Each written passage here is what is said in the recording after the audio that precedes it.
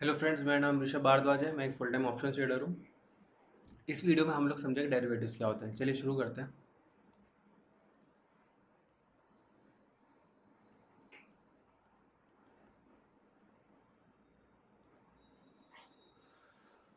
Basically derivatives एक ऐसा instrument है जिससे लोग आपस में अपने रिस्क को ट्रांसफ़र कर पाएँ, अपने आप को प्रोटेक्ट कर पाएँ, अपने आप को हेज कर पाएँ। और वो कैसे? सपोज ए है एंड बी है, राइट। ए के पास रिस्क है मगर ए रिस्क लेना नहीं चाहता है, और वहीं पे दूसरी साइड बी के पास कोई रिस्क नहीं है मगर बी रिस्क ले सकता है। तो हमारी इकोनॉमी में एक ऐसा इंस्ट्रूमेंट होना चाहिए जिससे ए अपना रिस्क बी को ट्रांसफ़र कर पाए। तो इसी इंस्ट्रूमेंट को हम डेरिवेटिव्स बोलते हैं, राइट। एक एग्जांपल की वजह से हमें ज़्यादा बेटर समझ में आएगा। अब से लगभग 200 साल पहले यूके के किसी एक गांव में कुछ फार्मर्स रहते थे और कुछ बेकर्स रहते थे, राइट। कमोडिटी हम लोग वीट लेते हैं। इसका प्राइस चल रहा है 20 रुपये, ठीक है। तो फार्मर्स को डर इस चीज़ का रहता था कि कहीं वीट की प्राइस गिर ना जाए, और वहीं पे दूसरी साइड बेकर्स को डर इस चीज़ का रहता था कि कहीं वीट की प्राइस बढ़ ना जाए, राइट, क्योंकि बेकर्स के लिए रॉ मटेरियल है वीट। तो क्या होता है, उसी गांव में एक पेड़ के नीचे फार्मर्स और बेकर्स आपस में आके मिलते हैं, क्योंकि दोनों को डर सता रहा है, क्योंकि वीट की प्राइस फ्लक्चुएट कर रही है हर सेकंड, ठीक है। तो फार्मर्स और बेकर्स आपस में कॉन्ट्रैक्ट करते हैं। वो कॉन्ट्रैक्ट ये होता है कि आज की डेट में वीट का जो भी प्राइस चल रहा है 20 रुपये चल रहा है, आज से 3 महीने बाद हम इसी प्राइस पे डील करेंगे, ठीक है। उससे फ़र्क नहीं पड़ता कि फ्यूचर्स में वीट का प्राइस क्या होगा। तो फार्मर्स ने बेकर्स के साथ डील कर लिया कि आज से 3 महीने बाद हम 20 रुपये पे ही डील करेंगे, ठीक है। तो यहाँ पे देखा जाए, फार्मर्स और बेकर्स ने दोनों ने अपने आप को प्रोटेक्ट कर लिया, हेज कर लिया अपने आप को। जो फ्यूचर्स में वीट की जो प्राइस अनसर्टेन है, उससे अपने आप को हेज कर लिया, प्रोटेक्ट कर लिया है, ठीक है। अब वीट की प्राइस आगे चल के 30 रुपये होए या 10 रुपये हो जाए, अब इससे फ़र्क नहीं पड़ता है। अगर इन केस वीट की प्राइस हो जाती है 30 रुपये, तो इनमें से फार्मर्स और बेकर्स में से एक जन बोलेगा कि यार मैं फंस गया, और एक जन बोलेगा कि मैं बच गया। जो फार्मर्स है वो बोलेगा भाई मैं फंस गया। वो कैसे? क्योंकि फेक क्योंकि जो फार्मर है वो 30 रुपये में वीट को बेच सकता था अगर वो कॉन्ट्रैक्ट नहीं करता तो, मगर फार्मर ने कॉन्ट्रैक्ट कर रखा है तो इसको 20 रुपये में ही बेकर्स को वीट बेचनी पड़ेगी। और वहीं पे बेकर्स बोलते हैं बच गया, जहाँ पे 30 रुपये में अगर ये कॉन्ट्रैक्ट नहीं करता, इसको 30 रुपये में खरीदनी पड़ती वीट, बट इसको 20 रुपये में खरीदनी पड़ रही है क्योंकि इसने कॉन्ट्रैक्ट कर रखा है। तो इस तरीके से दोनों ने अपने आप को प्रोटेक्ट कर लिया है, ठीक है। कहानी को हम थोड़ा और आगे बढ़ाते हैं ज़्यादा बेटर समझने के लिए।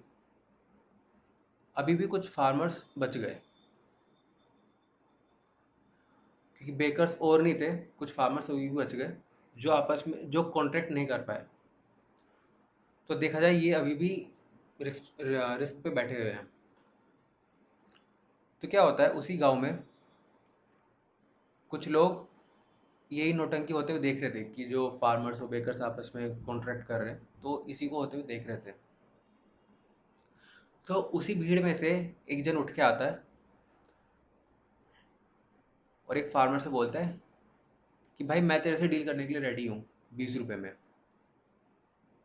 ठीक है।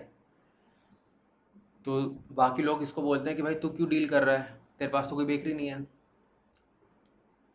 ये बंदा बोलता है भाई मेरी मर्जी।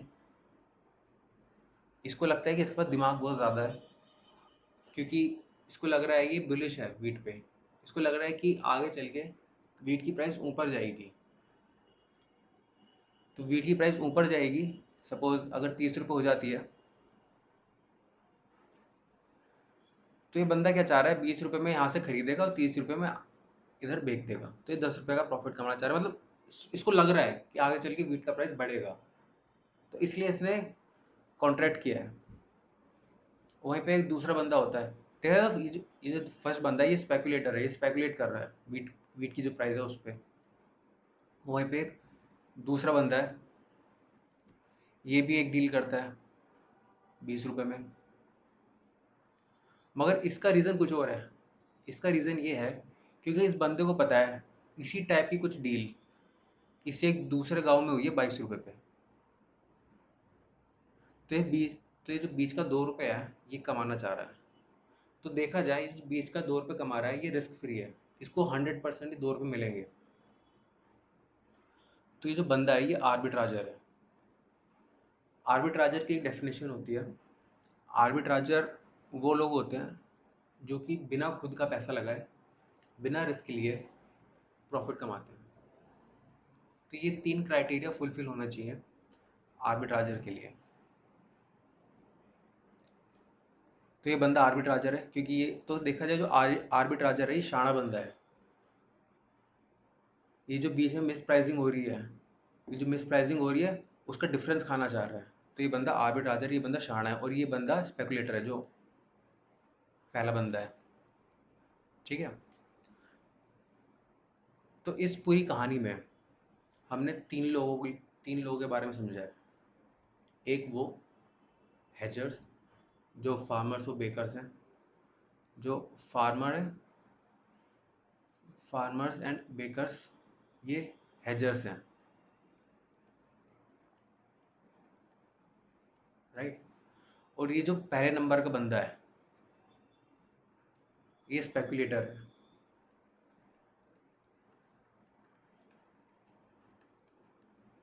राइट। और ये जो दूसरे नंबर का बंदा है ये आर्बिट्राजर है,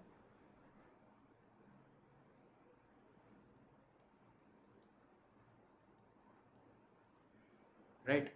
तो इस डेरिवेटिव मार्केट में ये 3 तरीके के लोग हैं जो पार्टिसिपेट कर रहे हैं, राइट।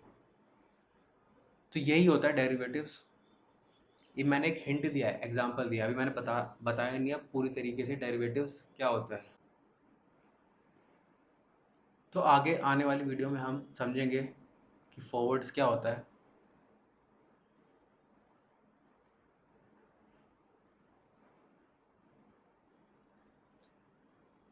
फ्यूचर्स क्या होते हैं,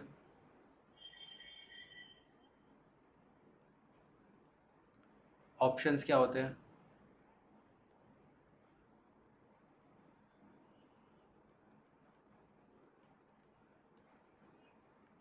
एंड स्वैप्स,